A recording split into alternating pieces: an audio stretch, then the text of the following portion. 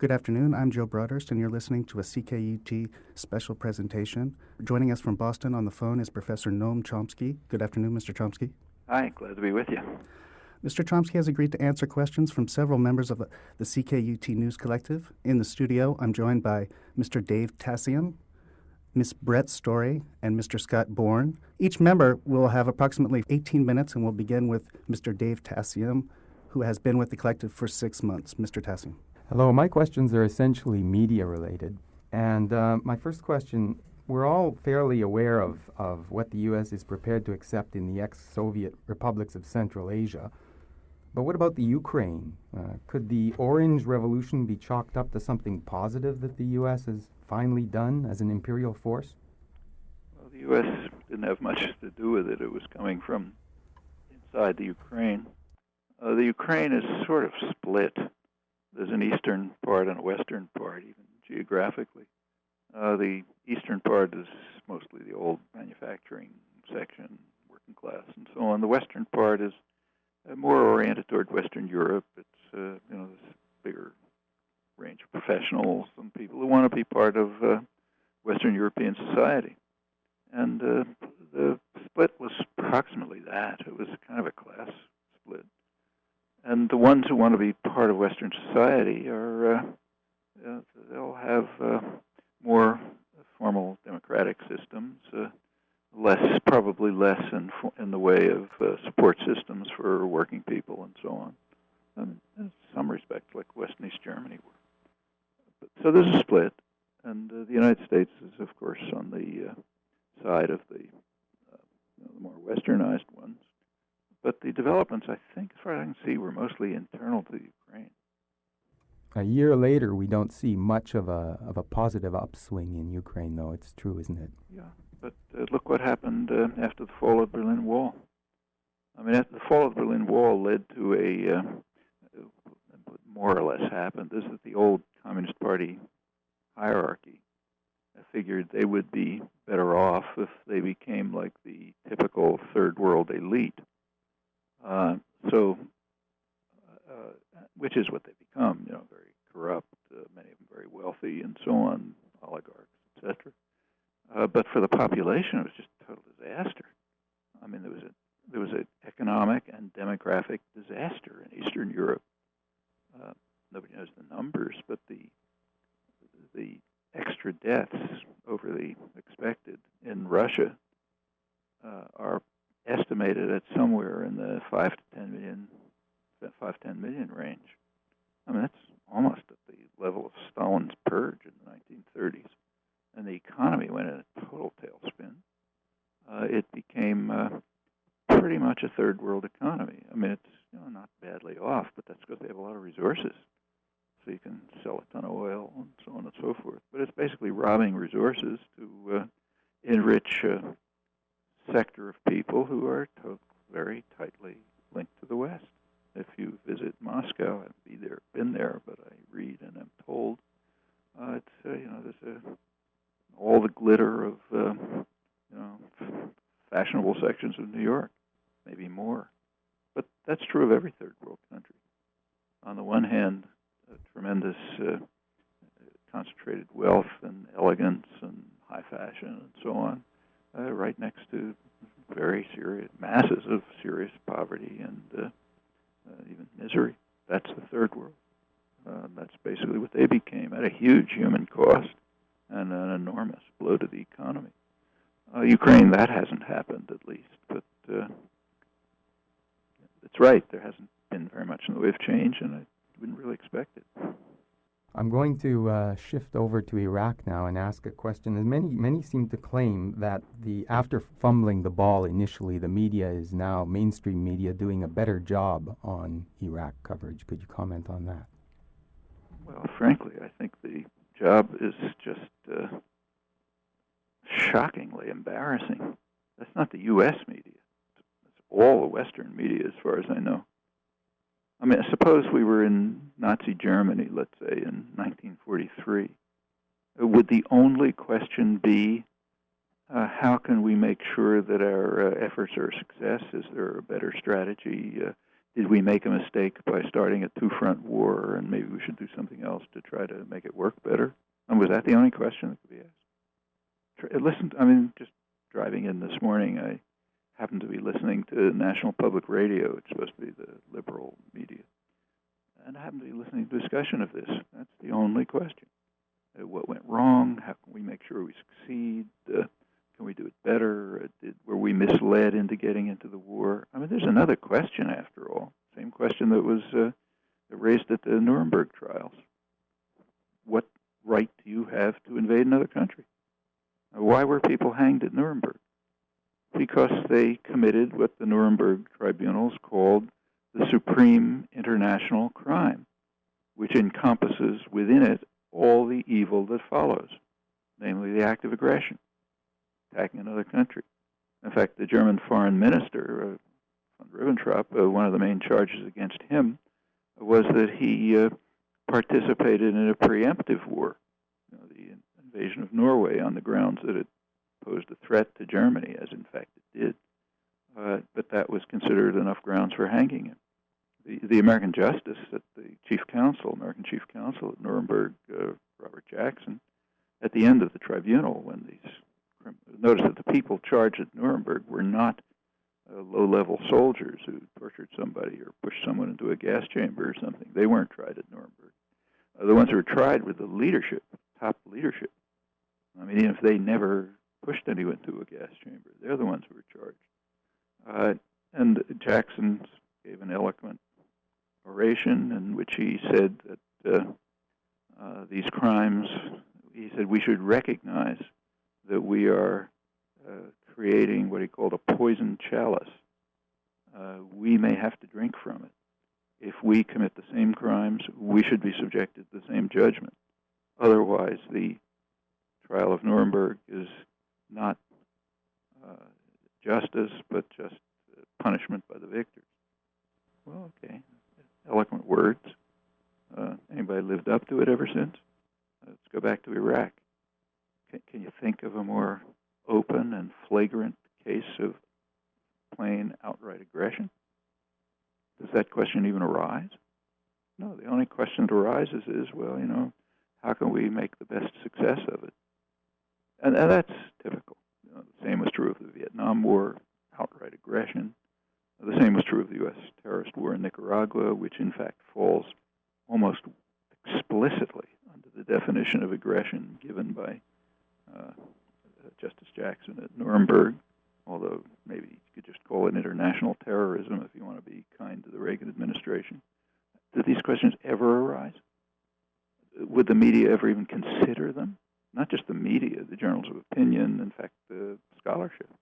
No, we just do not apply to ourselves the standards we insist upon for others, which is just, that's the lowest level of moral depravity.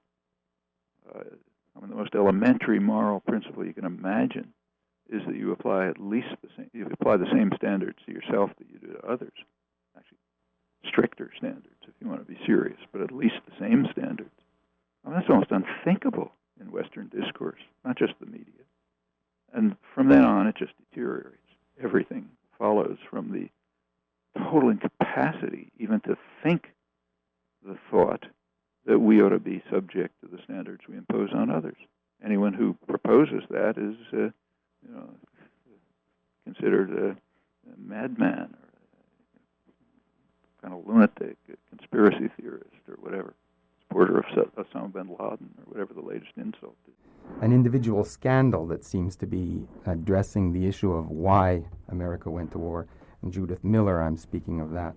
And we notice that the media focuses a lot on individuals and their scandals. And can any change be hoped for by looking at Libby and Rove and identifying the bad eggs? Well, there are no bad eggs. It's kind of a striking fact about first of all, Judith Miller, her reports were awful, and it was obvious at the time. But wasn't it obvious to New York Times editors? They were saying pretty much the same things in their editorials. You take a look at their editorials, pretty much the same.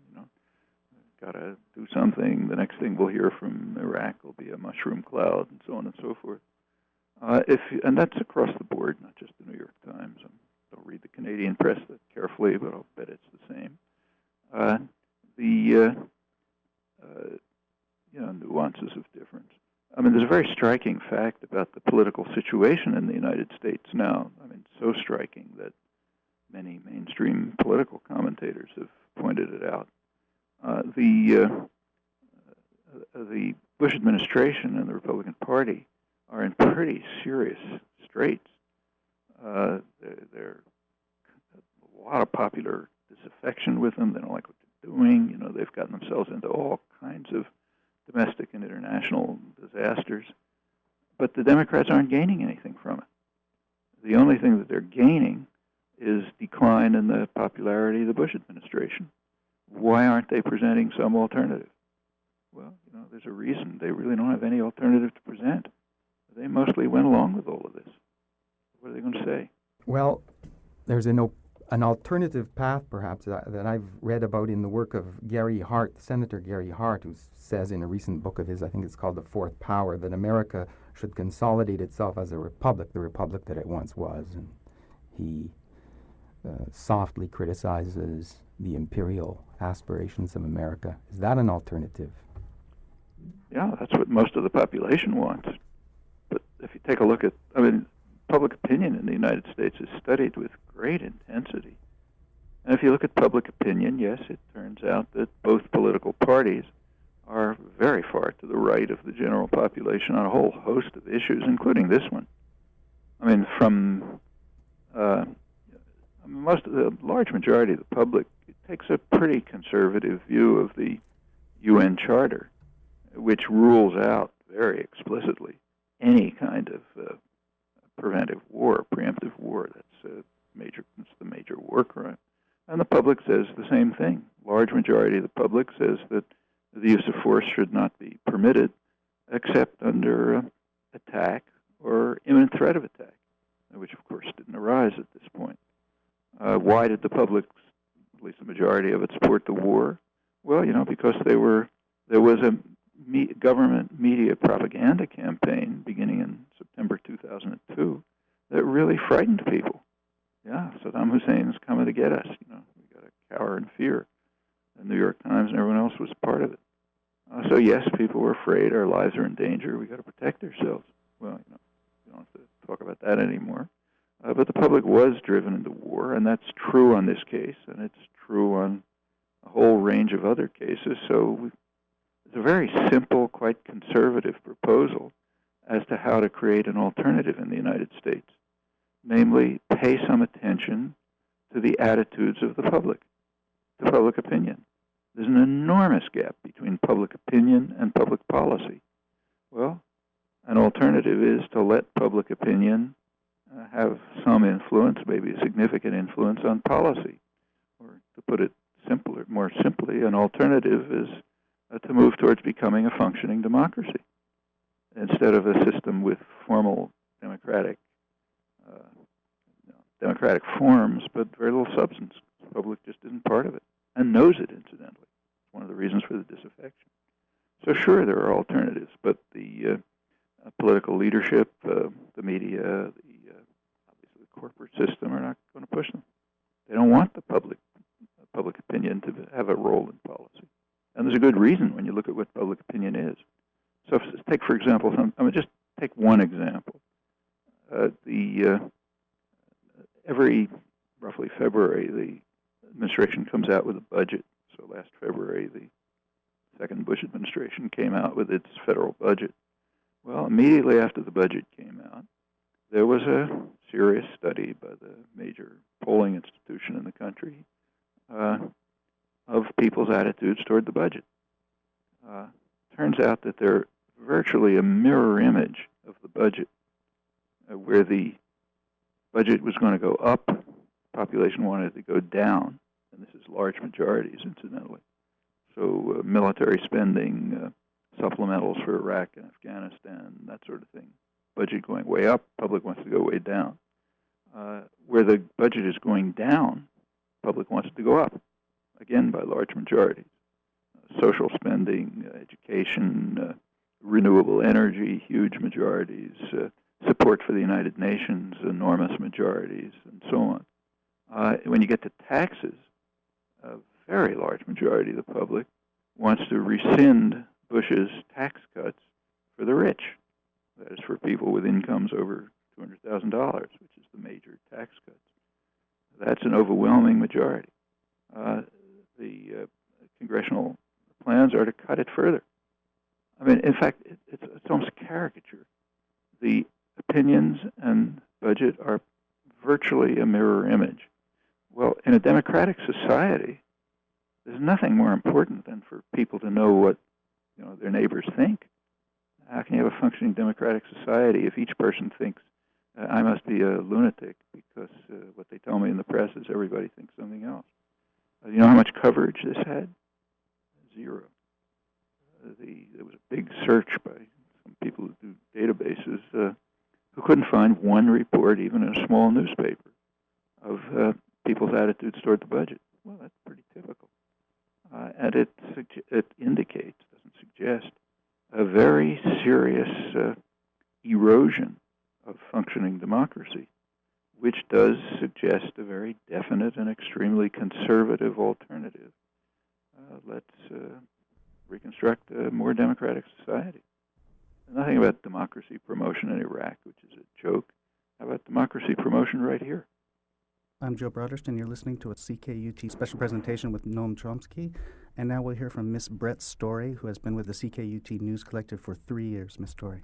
Hi, Professor Chomsky. Thanks Hi. for speaking with us this afternoon. Glad to. I'd like to just continue with this domestic focus for a little while and ask you a few questions about the mechanisms of power as deployed here in liberal democracies such as Canada and the United States. First, I'd just like to ask you to comment on what seems to be the most glaring repudiations of international law and indeed even domestic moral sensibilities enacted by the Bush administration, which is the installation of torture into the fabric of American military and intelligence operations. This is exemplified, of course, in recent revelations of secret CIA interrogation facilities in Eastern Europe, but also the legislated attempts to exempt CIA operations from John McCain's anti-torture amendment to the Defense Appropriations Bill. I just was wondering if you could comment about the functions you think this commitment to torture serve very specifically in the modern context, in the modern political landscape. Well, you're quite right. It is very shocking. I mean, so shocking that it has scandalized constitutional lawyers, conservative historians of the justice system and so on. You take a look at the journals of international law and so on. They're just utterly outraged. The Journal of the American Academy of Arts and Sciences, which is about as respectable as you can get, had an article by a very distinguished academic specialist and lawyer on the constitutional lawyer, in which he said, literally, he said that the eminence grise of the Bush administration, he said, is Carl Schmitt, that was Hitler's legal counselor. And then he went on to say that the concept of presidential authority being crafted by the Justice Department is following Carl Schmitt's concept of what the Führer is allowed to do. You don't find words like that in super respectable conservative journals very often. And there's very detailed discussions in the law journals. Yeah, it's outrageous.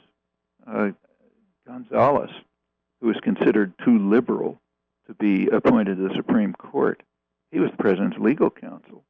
And he gave some very interesting advice to the president in a memorandum of 2002. First of all, he said that we should put aside the Geneva Conventions, which are the foundations of modern international humanitarian law, because he said their provisions his words were quaint and obsolete. Okay, so we get rid of that.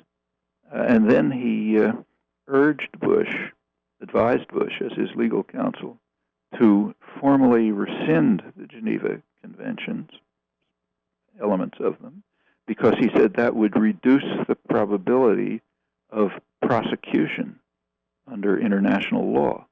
In other words, you're going to be carrying out major violations of fundamental international law, so you therefore better rescind the law.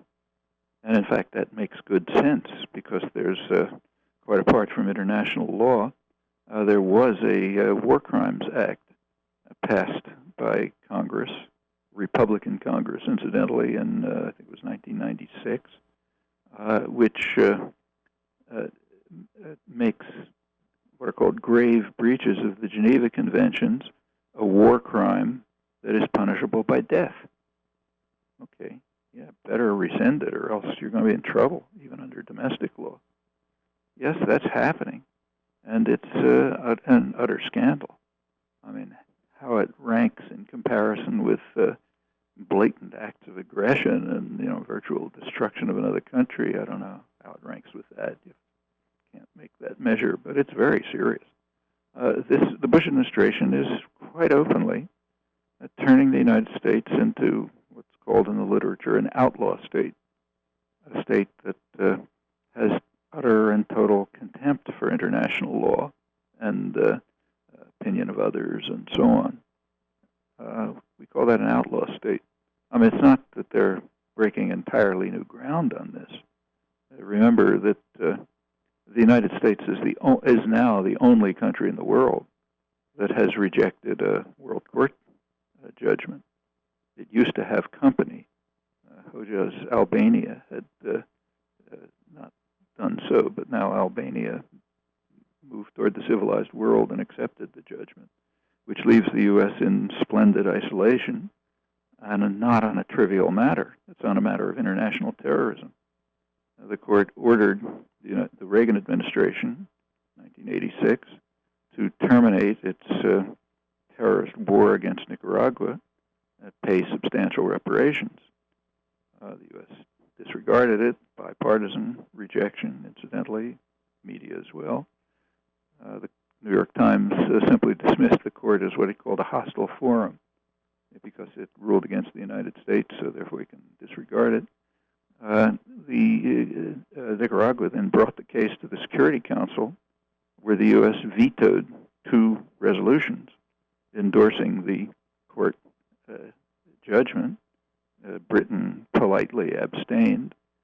I mean, that's unique, and it's not a marginal issue. I mean, the U.S., in fact, escalated the war and went on virtually to destroy the country. That's a pretty serious fact. I mean, not the kind of fact you're going to read about in the media or journals or history books and so on, but a fact. Yes, so it's not that and there are many other cases, the Bush administration, however, is breaking totally new ground. And torture is horrible enough. Invasion is horrible enough, but in some ways there's even more serious cases. So I mean, the fate of the species, it's not an exaggeration to say that the fate of the human species is in danger, real danger. There are 2 major dangers. One of them is nuclear war, which would be probably the end. And it's, can't give a number, but it's the danger is increasing. I mean, again, you can read in the most respectable conservative journals, leading strategic analysts pointing out that Rumsfeld's transformation of the military carries, I'm quoting, an appreciable risk of ultimate doom. And the doom is not always considered so ultimate. Robert McNamara had an article in one of the leading foreign policy journals called Apocalypse Soon, because of the same policies. One of the few barriers to that was the Non-Proliferation Treaty. It has a regular 5-year review. The last one was in May. It ended up in a total disaster. The media version is because Iran wouldn't agree to tighten up the Non-Proliferation Treaty. But the real reason, if you look, and I think Canadian Foreign Minister may have pointed it out, is that the U.S. was simply refusing to live up to its obligations under the treaty. In fact, quite openly. In fact, said in effect, we're not bound by the treaty. Okay, that could be the death knell of the species. It's also dismantled the whole array of international treaties that were part of the NPT bargain. That's one side. Then comes environmental destruction. It's not as fast and total as nuclear war, but it's very serious. You can't pretend it's not there unless you happen to be in the White House. There was the meetings in the G8 meetings, the 8 industrial countries in Scotland last July. Right before the meeting, the National Academies of Science of all 8 countries, that includes the U.S. National Academy, joined by China, India, Brazil, and others, issued a strong plea to the G8 leaders to take urgent action to deal with an impending catastrophe. Well, they couldn't. Didn't get much reported here. I don't know about Canada, but in the British Financial Times, the world's major business journal, they described it very straight out. They said, look, we're facing a really serious global problem. There's got to be something done about it, but there's one difficulty. The White House says it doesn't believe the scientific evidence. I mean, they just ridiculed it, but that's a fact. And therefore, they said that the conclusions of the G8 meeting were just meaningless words. Well, that's pretty serious. And again, it's over the overwhelming objection of the American population. The population very strongly supports the Kyoto Protocols. Neither of the political parties does, but the population does. In fact, supports it so strongly that a majority of Bush voters, think that he supported it because they regard it as so obvious. Well, there's major catastrophes lying ahead, and they're being made worse. The threat is being made worse. Same, incidentally, with the threat of terror. That's a very low priority for the administration. I mean, there's example after example of that. I suppose the most striking example is the invasion of Iraq. That was undertaken with the anticipation that it would very probably increase the threat of terror. But that's just not important to the Bush administration or the political opposition, which supported the war. And in fact, that's just what happened. Reports of the CIA, other intelligence agencies, Israeli intelligence, go across the board, German intelligence, have pointed out what you can see on the newspapers. Yeah, it's increased the threat of terror. That's just a couple of days ago in Jordan. Yes, and it's increasing the threat to the United States and England and others. That was understood. It has now happened, but it just indicates that they don't care that much. I mean, if the U.S. intelligence community gives a subjective estimate of the probability of nuclear terror in the United States in the next decade, their estimate is about 50%. I mean, this means a dirty bomb, not a bomb that's going to destroy the country. But the effects of that would be just incalculable. I mean, quite apart from the immediate effects of the catastrophe. And how serious that will be, I mean, bad enough in itself, even if there were some preparations. But there are no preparations. I mean, that was what we saw at Hurricane Katrina. I mean, there's Homeland Security, there's FEMA, all of them. They weren't ready. And the reason is because the Bush administration has simply downgraded them. FEMA, which is supposed to be responsible for dealing with catastrophes, was folded into another government organization, downgraded. A lot of its leadership, most expert people have just left in disgust. And when Katrina came along, they just weren't ready to do anything for it. Imagine what will happen with a nuclear dirty bomb going off in New York. Evoking, it seems, even less outrage than the use of torture are the surging numbers of American prisons, which hold more than 2 million inmates, giving the U.S. the highest rate of incarceration in the world. What relationship do you think the phenomena of mass incarceration has with the brutality that's being waged against non-citizens by the United States? And what are the historical precedents for such a lockup? Well, there's a very simple fact about that lockup. It coincides with neoliberalism, and they're not. It's a systematic correlation. If you go back to around 1980, the proportion of people in prison in the United States, as compared with other industrial countries, was about the same. The United States is a little to the high end, but it's right in the middle of the spectrum of industrial countries. By now, it's probably 5 to 10 times as high. Crime hasn't increased. In fact, crime rates have either stabilized or declined. This is just a way of getting rid of what amount to superfluous population under neoliberal principles, which the United States imposes them harshly on others, on weak countries, but it partially follows them itself. So does Canada to a limited extent. And everywhere they've been applied, they've been an economic disaster. I mean, there has been growth in the past 20, 25 years, but it's in the countries that disregarded the principles, like East Asia. But in the United States, they've applied pretty well. This is, I think, a unique period in American-U.S. Economic history. We've had about 20, 25 years in which real wages for the majority of the population have stagnated or declined. Alan Greenspan's being lauded for his marvelous stewardship of the economy. Well, marvelous if you're not part of the large majority of the population. For them, it's never been anything like this before, except for severe depression briefly. But that's 25 years. Meanwhile, the effect on the working population has been extremely harsh. I mean, you hear that the auto industry is reeling under the pressure of foreign competition, and wages have to go way down. Wages of auto workers have to be cut by 2/3, and so on. A lot of them being thrown out. How many managers and bank directors and others or CEOs are having their wages cut by 2/3 or looking for a job as a secretary?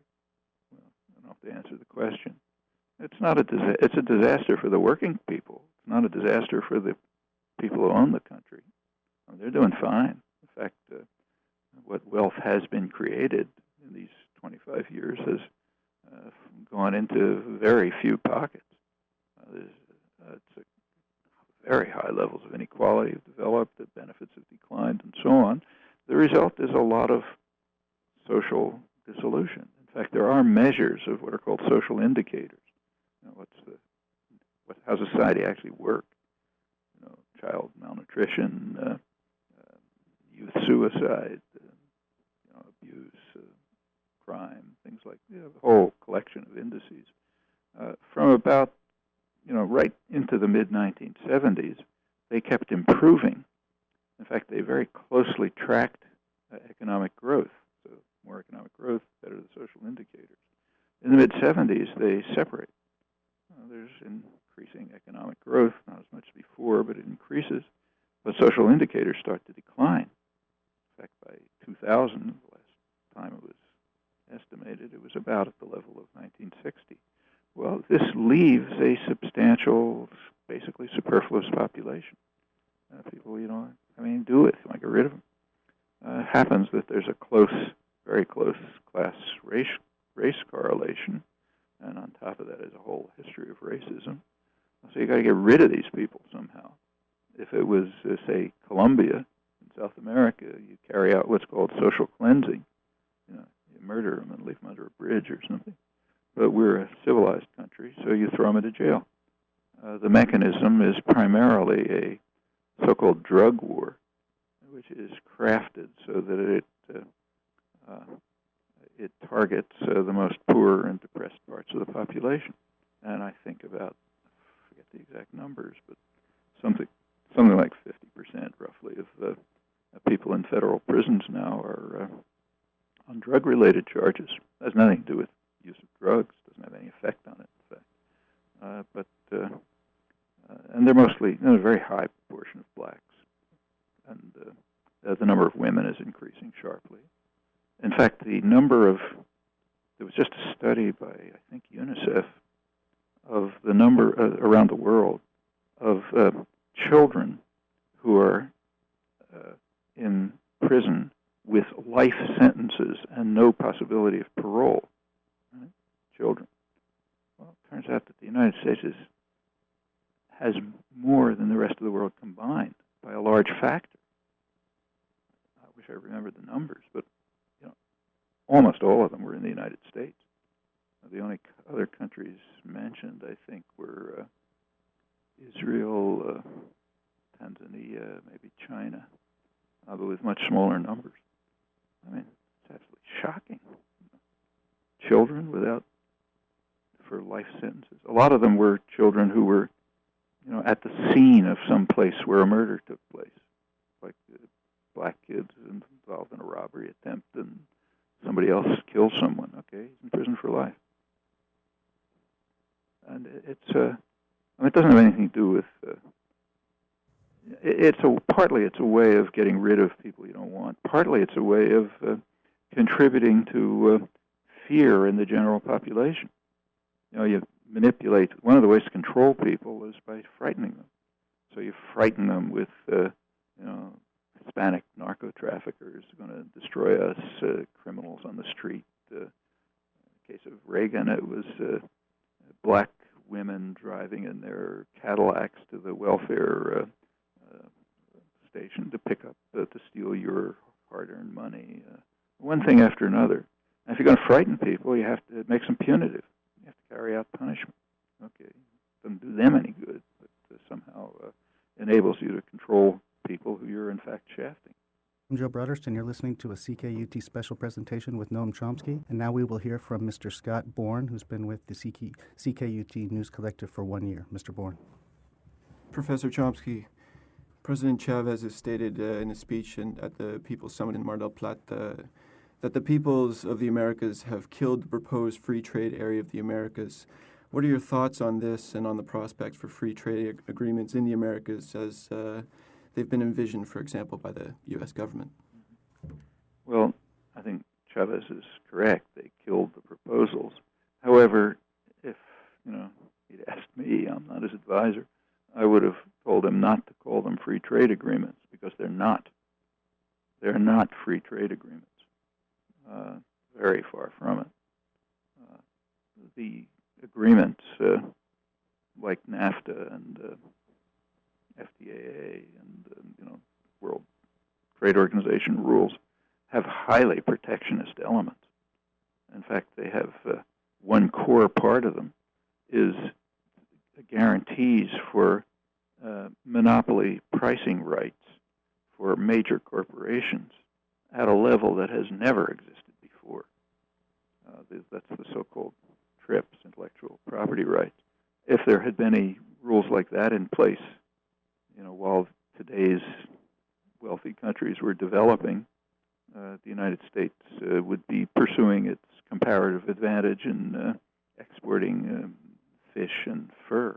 Certainly wouldn't have developed an industrial economy, and nor would anyone else.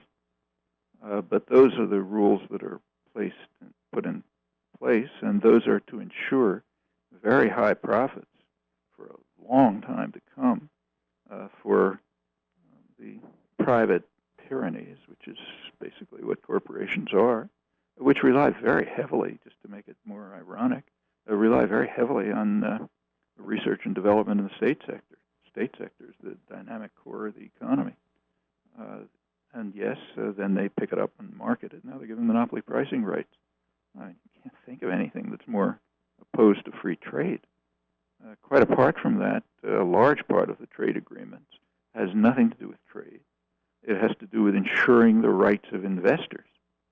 So TRIMS, the other major part, has what it ensures is that, say, Canadian company, if it invests in wherever, Argentina, will get what are called national rights. It'll be treated like a domestic company. Human beings don't have those rights. Like a Mexican can't come to Canada and demand national rights, but a Canadian corporation can go to Mexico and demand national rights. Well, you just take a look at this disparities in power, and you know what that means. It means that governments cannot carry out programs to that will lead to sustainable and meaningful development for their populations, which would mean targeted investments, maybe preferences for women and minorities, regional concerns. I mean, all kind of things that a civilized country would do. Those are barred because foreign corporations, meaning primarily U.S. and other rich countries, their corporations just have to be given every right they want. Now, as Canada has just learned, there's a qualification on this. If there are disputes between the United States and, say, Canada, and the NAFTA, in this case, the NAFTA board rules against the United States, the United States just tells them to get lost. That's what just happened with the Canadian-U.S. negotiations on lumber. Washington didn't like the results of the board ruling, so it just said, do something about it. They said essentially what Stalin once is supposed to have said: how many divisions has the Pope? Yeah, that's the answer. But these are not free trade agreements. I mean, there are deeper reasons. What is called trade is just an ideological construction. It's not an economic fact. It's important to understand that. I mean, take, say, the old Soviet Union. I mean, if the Kremlin decided to produce parts in Bulgaria and have them assembled in Poland, and then the products sold in Moscow, all of those operations crossed national borders, but we didn't consider it trade. I mean, that was internal operations within a totalitarian command economy. It's not trade. Well, in fact, that's a good part, probably close to half, of what is called trade in the international system. It's, Dell Computers produces computers in China and sells them in the United States. That's called exports to the United States. In fact, if you call that what it ought to be called, namely exports from the United States, turns out the trade deficit declines radically.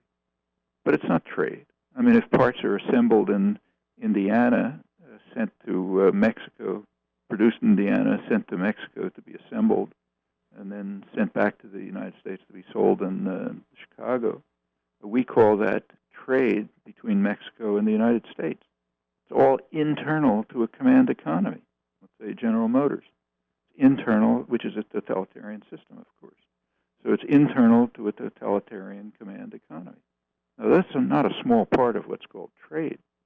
I mean, since these are, private tyrannies, basically, mostly unaccountable to the public, we don't have close information. But the general estimate of economists is that this may amount to maybe 40-50% of so-called world trade. So it isn't trade in the first place. I mean, let alone free trade. It's remote from free trade.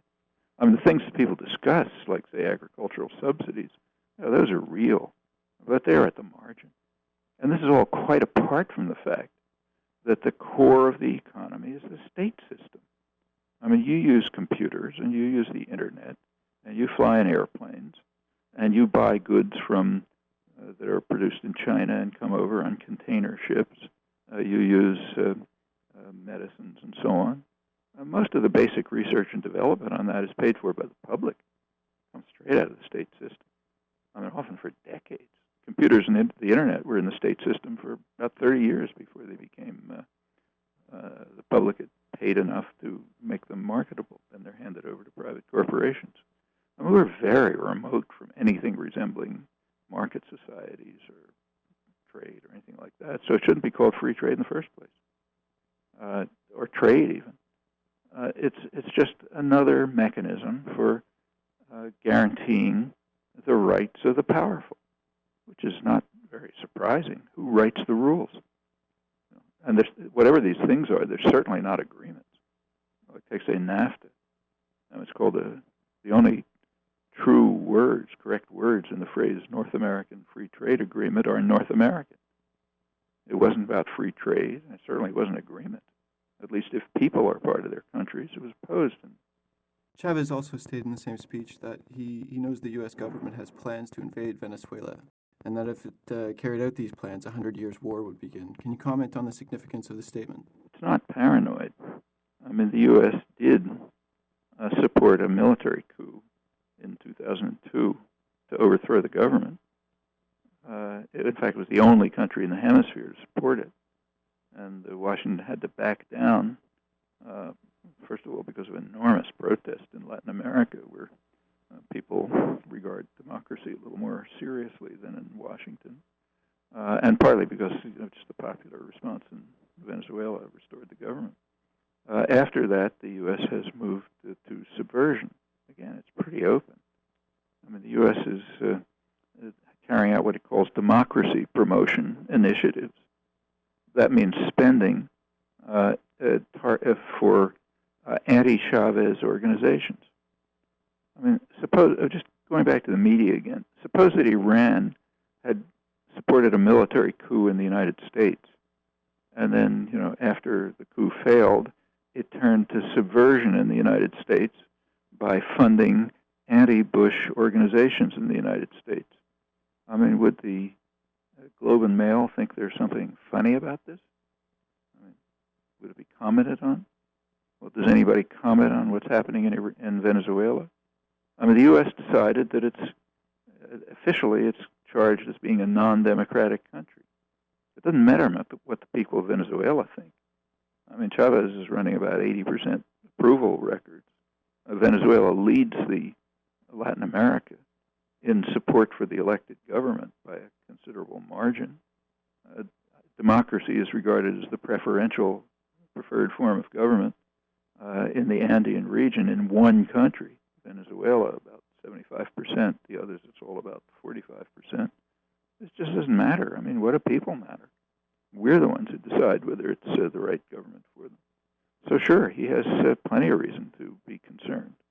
And what the consequences would be, I don't think it's going to happen because the United States is in much too weak a position now. But the problems are quite serious. I mean, the U.S. has tremendous problems all the way from Venezuela down to Argentina. And in fact, the Bush administration has even succeeded in alienating Canada. That's quite a trick. I mean, Paul Martin the other day said something about how if the United States doesn't honor its NAFTA requirements, Canada might start shipping oil to China. That would mean, which Venezuela is already doing. That would mean the Bush administration has succeeded in losing its, at least partly, its two major oil suppliers in the hemisphere. And it's also in serious danger of losing control of the oil system in the Middle East. I mean, these people really have a talent for self-destruction. The problem with that is that, apart from what it means for everyone else, a wounded monster can be more dangerous than a healthy monster. Your thoughts on the upcoming elections in Haiti and the events leading up to them? I mean, Haiti is such a disgrace. Mainly France and the United States, but Canada too and others, that you just can't encapsulate it in a word. I mean, Haiti did have one free democratic election in 1990. The United States didn't like the way it came out because the wrong man won. And it really was democratic. There was a man elected from the people, organized. Large, really active civil society had been organized in the slums and the hills and so on. And against overwhelming odds, they elected their own candidate. Everyone expected the U.S. candidate to win, former World Bank official. The U.S. moved at once to undermine the government. No time to give the details. It was very explicit. A couple months later came a military coup. The U.S. effectively supported it. There was an Organization of American States embargo, but Bush #1 immediately announced that U.S. firms were exempted. Trade continued. Under Clinton, went up even higher. Turned out both Bush and Clinton were authorizing the Texaco Oil Company to provide oil to the military junta in violation of presidential directives. Meanwhile, the terror there was unbelievable. I was down there for a while. It's just horrible. And finally, Clinton decided that people had been punished enough, so he allowed Aristide, the elected president, to return, but on a condition, namely that he accept the program of the defeated American candidate in the 1990 election. It was obvious at once that this very harsh neoliberal program was going to destroy what was left of the Haitian economy, as it did. In the West, that's called democracy promotion, a noble effort to restore democracy. And Bush, the country's meanwhile collapsing. Bush made it worse by effectively cutting off international aid so it spun into chaos. Finally, it kind of imploded. And now it's a total disaster. I mean, there's monstrous atrocities going on, mostly against the poor, as usual. The former army, which Aristide had disbanded, is back in force. And yes, there'll now be some kind of elections. Probably the most popular candidate, Father Jean Just, is safely in jail, so he doesn't have to worry about him. There'll be some kind of formal elections, and I suppose everyone will applaud if people aren't murdered at the voting booth. But the West primarily, and first France, which had a hideous record there, half destroyed the country. The U.S. then took over and destroyed the rest with the support of its allies.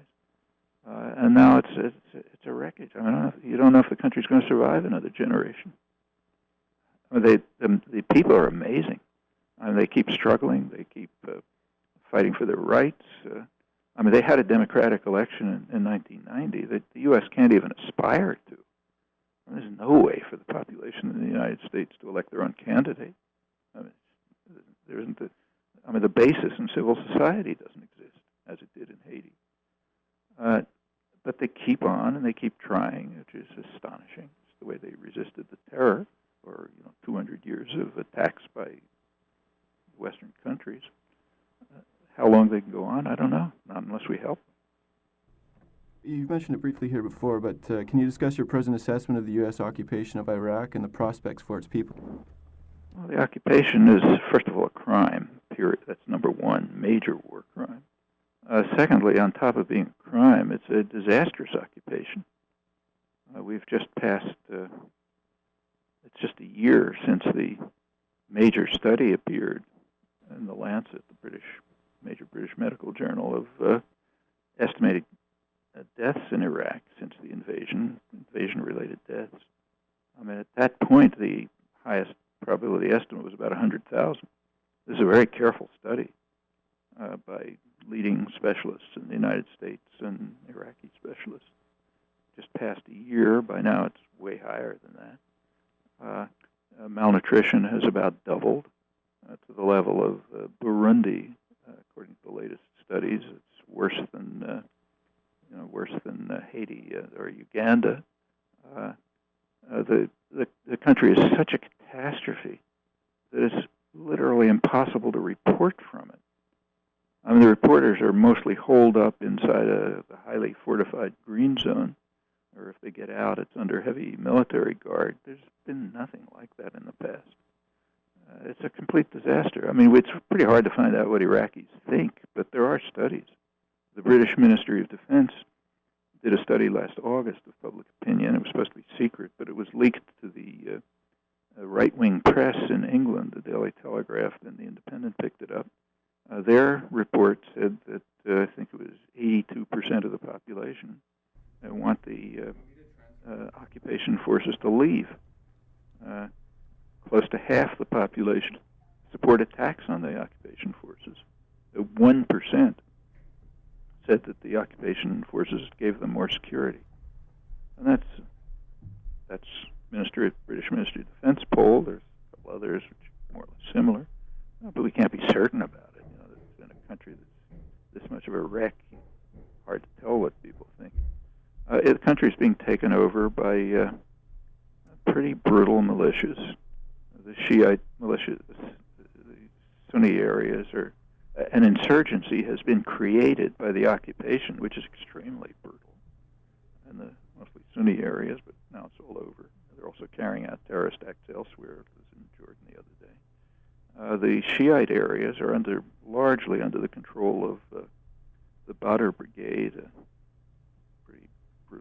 also trained in Iran, also largely under the control of very reactionary clerics. And Basra, which used to be an open city, is now becoming kind of like Afghanistan. That all happens to be going on under the eyes of the British occupation. The Kurdish areas are off by themselves. They want autonomy. If they get it, the Shiite areas will do the same. That's where most of the oil is, probably linked up to Iran. I mean, the consequences of this are just mind-boggling. You are listening to a CKUT special presentation with Professor Noam Chomsky. I want to thank you for joining us today. Yep, very glad to be with you. Would you have time to take a couple more questions? I'm afraid not. I got something else waiting for me right now. Okay, well... a video link. Yeah. Okay, well, I do thank you for joining us on behalf of the entire News Collective. We appreciate you spending some time with us this afternoon. Glad to be with you.